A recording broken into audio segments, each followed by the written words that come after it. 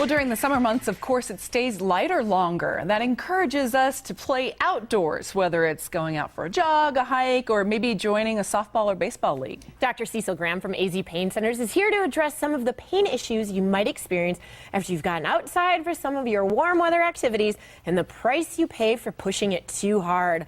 Dr. Graham, thank you so much. And I am 100% one of those people. Like, I played volleyball in college. I feel like I can just go out and play like I did when I was 20 years old. And then I wake up the next morning and I'm like, I can't even move. What happened? I'm right there with you. Yeah, we all do it. We all do it.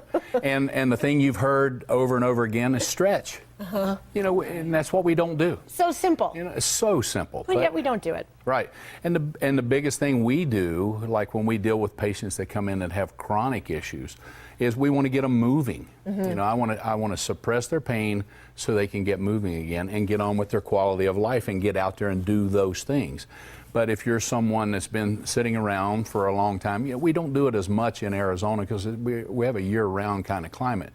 But you still, when you go do it, you want to warm up, you want to stretch the muscles that you're getting ready to use, and then when you finish, you want to do it again. You have to do that. So what are some of the areas, if people have been sort of inactive and then they're joining like a softball or a baseball league, what are some of the areas where you see the pain injuries or the... Well, most commonly it's low back. By far and above, that's it. Should be doing no matter what sports we're playing. How do you stretch your lower back?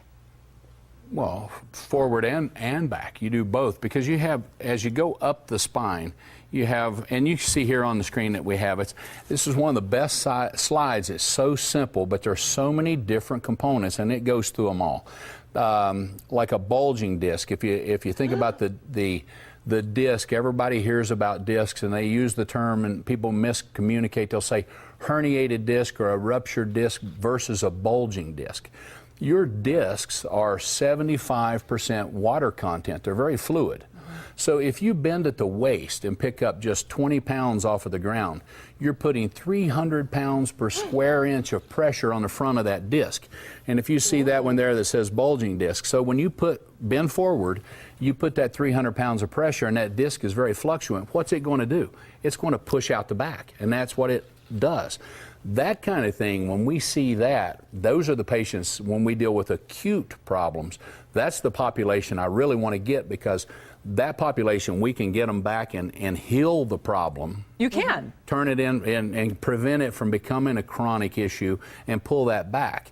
We go in and we'll do some things to suppress the pain where that disc is touching and irritating the nerve root, causes an inflammatory response. So we go right to that site, suppress the inflammation with a little local anesthetic and some anti-inflammatory, and then we get you moving. And when you do the range of motion stretching exercises, what it does is it promotes the body to reabsorb that disc.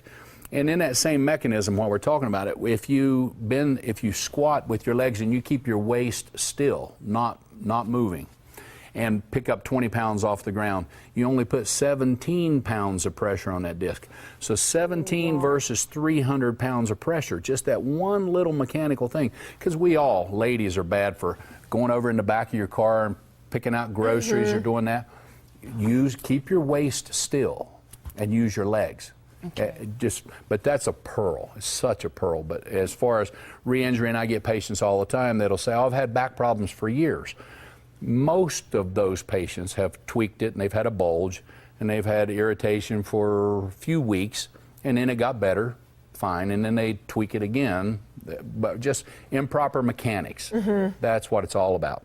And then once it goes to a herniated disc, is there a lot you can do, or is it harder to fix it? There is a herniated is when the center, if you look down on top of the disc, there's the outer rings called the annulus, and the center is the nucleus. So a herniated or ruptured disc, those are the same term, is where that nucleus busts through the outer ring and it extrudes out. That is the one as you see on that diagram. Now that will not reabsorb.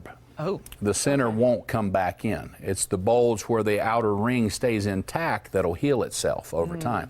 But that, if it herniates, ruptures, then it gets down to if you have motor function deficit. And that's the kind of the threshold of, okay, does this patient need surgery to go in and take that disc physically away from the nerve root. Most of the time, if we get a patient that has a lot of pain related to that type of issue and we see it, and we do MRIs if we need to work it up, but we'll go in and suppress it with some anti-inflammatory at that site. So we decrease the pain, and then it gives time to let the body settle down. And a lot of times, if they don't have motor function deficit, the pain will go away and it won't cause a problem. It certainly seems like the moment you have pain or any kind of injury, come and see you, because you can do something about it if you Right. catch it sort of early. We love at preventing it from crossing over into the chronic issue. Right. And chronic's a whole different can of worms. Right. You know. And we don't want to go there. You don't want to go there. Dr. Graham, thank you so much for coming in and talking to us and reminding us to take care of ourselves. Thank you. Arizona Pain Center is located on Orange Grove Road on the northwest side of town.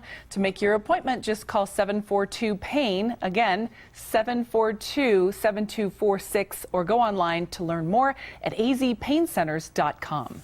And we will be right back.